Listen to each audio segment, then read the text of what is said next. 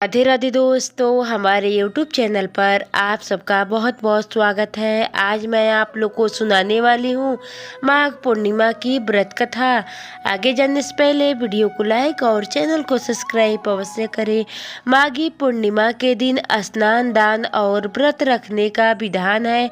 माघ पूर्णिमा के दिन इसकी व्रत कथा का पाठ भी जरूर करना चाहिए।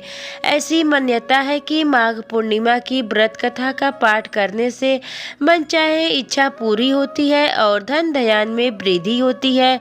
ऐसे में आइए जान लेते हैं पूर्णिमा व्रत की कथा क्या है। हिंदू धर्म में पूर्णिमा व्रत को अत्यंत शुभ और फलदायक माना गया है। माघ मास की पूर्णिमा विशेष पुण्यदायक मानी जाती है। इस बार माघ पूर्णिमा का व्रत 12 फरवरी यानी आज रखा जाएगा।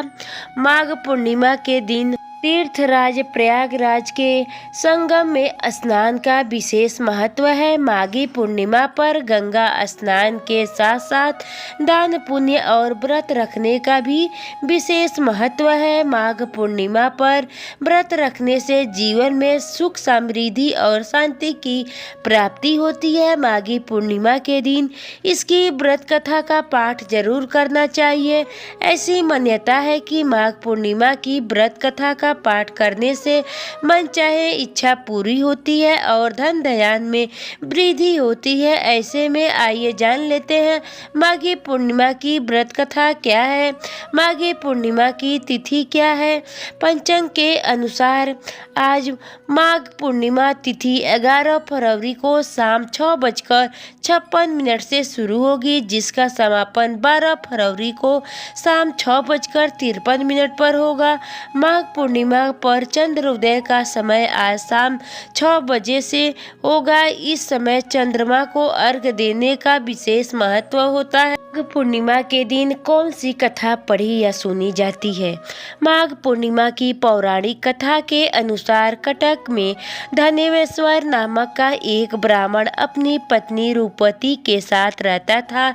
इस दंपति के जीवन में धन और संपत्ति से लेकर किसी भी चीज की कोई कमी नहीं थी, लेकिन फिर भी ये दोनों दुखी रहते थे। दोनों के दुखी रहने का कारण था कि कोई संतान ना होना। बहुत उपाय और प्रयास करने के बावजूद भी दोनों की कोई संतान नहीं थे।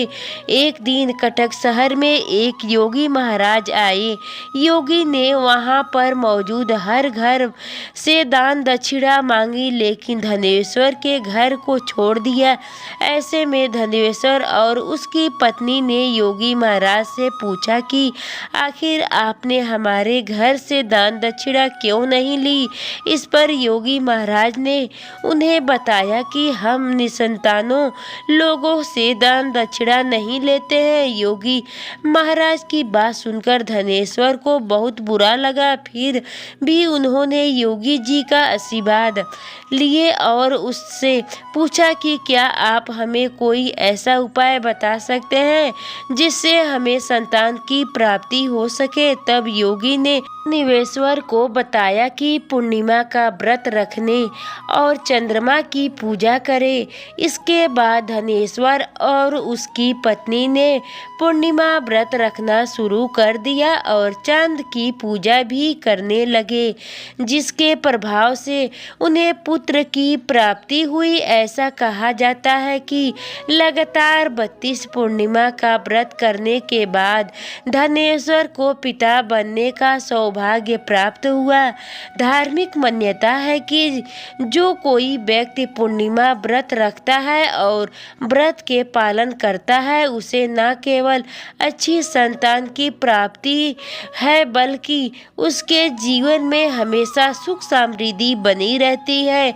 मुख्य तौर से पूर्णिमा का व्रत पुत्र, पुत्रिका और पोते पोतियों के लिए रखा जाता है। इतना ही नहीं, पूर्णिमा व्रत को करने वाले व्यक्ति की सभी मनोकामनाएं भी पूरी होती हैं।